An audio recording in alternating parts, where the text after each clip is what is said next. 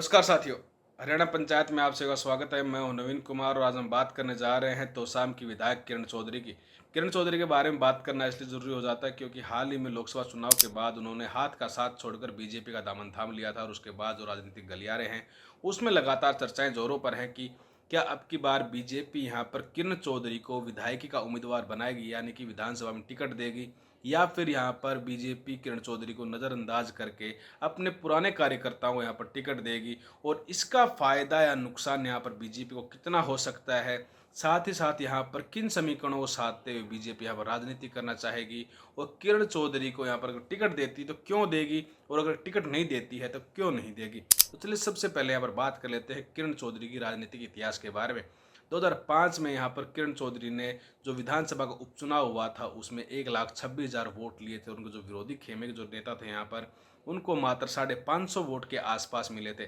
जिसके बाद यहाँ पर कहा जा सकता है कि किरण चौधरी का जो एक तरह से ओहदा था वो लगातार बढ़ता गया। और उसके बाद उन्होंने 2009 का विधानसभा चुनाव था वो जीता। 2014 के विधानसभा चुनाव में उन्होंने अच्छी खासी जीत हासिल की। उसके बाद उन्होंने 2019 का विधानसभा चुनाव भी यहाँ पर अच्छे खासे मार्जिन से जीता, जब उन्होंने 72,000 के लगभग यहाँ पर वोट हासिल किए और अपने विरोधी को यहाँ पर 20 से 25,000 से वोटों से हराने का यहाँ पर जो रिकॉर्ड था वो बनाया। हालांकि वो वर्तमान समय तक कांग्रेस की टिकट से यहाँ पर विधायक हैं, लेकिन वो बीजेपी में शामिल हो चुके हैं। और उसके बाद यहाँ पर बीजेपी की तरफ से 2 राष्ट्रीय जो कार्यक्रमों का आयोजन किया गया है उसमें लगातार किरण चौधरी पहुंची हैं, लेकिन वहाँ पर कहीं ना कहीं उनको नज़रअंदाज किया गया है, जिसकी राजनीतिक गलियारों में लगातार चर्चाएं हैं कि किरण चौधरी को यहाँ पर बीजेपी के कार्यक्रमों में अहमियत क्यों नहीं दी जा रही। और ये वो कार्यक्रम थे जहाँ पर केंद्रीय गृह मंत्री अमित शाह यहाँ पर पहुँचे और उन्होंने बीजेपी के कार्यकर्ताओं के साथ एक तरह से मीटिंग की और उनको विधानसभा चुनाव के बारे में यहाँ पर एक तरह से कह सकते हैं कि गाइडलाइन दी कि इस तरह के कार्य आप कीजिए और इस नेता को हम यहाँ पर मुख्यमंत्री के तौर पर यहाँ पर चुन रहे हैं जो अभी की बात 2024 की विधानसभा चुनाव लड़ेंगे।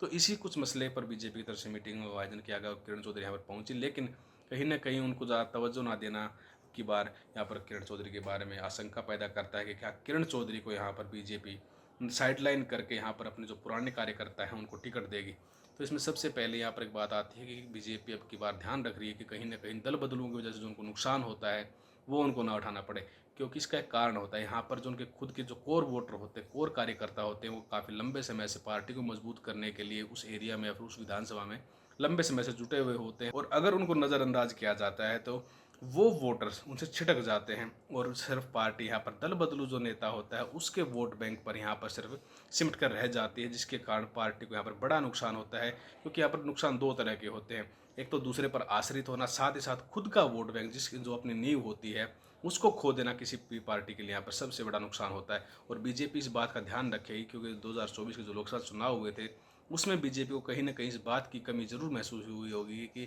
उन्होंने अपने जो नेता थे उनको टिकट क्यों नहीं दिया, दल बदलू पर ज़्यादा भरोसा क्यों किया। क्योंकि उसके बाद लगातार बीजेपी में एक बात सामने आ रही थी भीतरघात की कि यहाँ पर जो बीजेपी के नेता हैं उनके अंदर ही फूट है, क्योंकि कांग्रेस इस बात से लगातार जूझ रही थी और बीजेपी के अंदर इस बात की एक तरह से कह सकते हैं कि पैदाइश होना और लोगों के बीच में एक बात का मैसेज आता है कि बीजेपी कहीं ना कहीं अंदर से कमज़ोर होती जा रही। तो बीजेपी जो पार्टी है वो इस बात का ध्यान जरूर रखेगी कि उनकी पार्टी अंदरूनी खेमे से कहीं ना कहीं कमज़ोर ना हो। और यहाँ पर जो बीजेपी की तरफ से पुराने नेता हैं, शशि रंजन परमार हैं, अनिल शर्मा हैं, वो लगातार मजबूती की कोशिश कर रहे हैं बीजेपी की यहाँ पर। तो उनके ऊपर यहाँ पर बीजेपी की तरफ विश्वास जता सकती है कि अपने पुराने नेताओं को यहाँ पर टिकट दे। तो सिर्फ एक यही आधार है कि किरण चौधरी को नज़रअंदाज बीजेपी कर सकती है, वरना किरण चौधरी को यहाँ पर साइडलाइन करने का बीजेपी के पास कोई ऑप्शन नहीं है, कोई उतना बड़ा चेहरा नहीं है। क्योंकि किरण चौधरी का खुद का एक पर्सनल वोटर से जो संख्या है वो है 30 से 40,000 के आसपास, जो उनके लिए हमेशा समर्थित रहते हैं, वैसे कोई निर्दलीय हो चाहे किसी पार्टी में हो। और ऐसा इसलिए क्योंकि ऐसा लगभग अधिकतर मौक़ों पर देखने को मिलता है जब किरण चौधरी के समर्थक जो है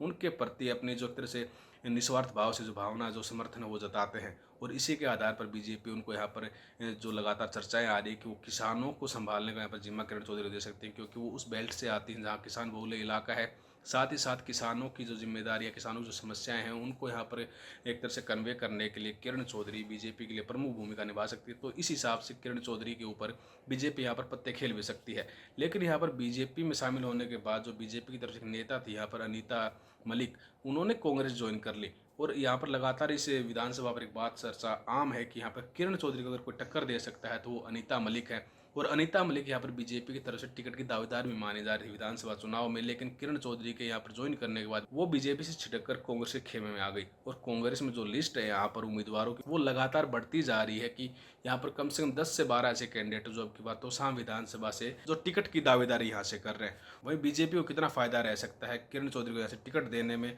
और कितना घाटा हो सकता है यहाँ पर अपने पुराने उम्मीदवारों को यहाँ से टिकट ना देने की वजह से, उसके बारे में हमने आपको बताया। लेकिन आप कमेंट सेक्शन में जरूर बताएगा कि तोसाम विधानसभा से इस बार बीजेपी किरण चौधरी को कितनी अहमियत देगी, या फिर बीजेपी किरण चौधरी को प्रदेश की पार्टी में अन्य यहाँ पर नेता के तौर पर एक तरह से बैठाकर यहाँ पर तोसाम की राजनीति उछालने के लिए अपने पुराने कार्यकर्ताओं पर विश्वास जताएगी। धन्यवाद।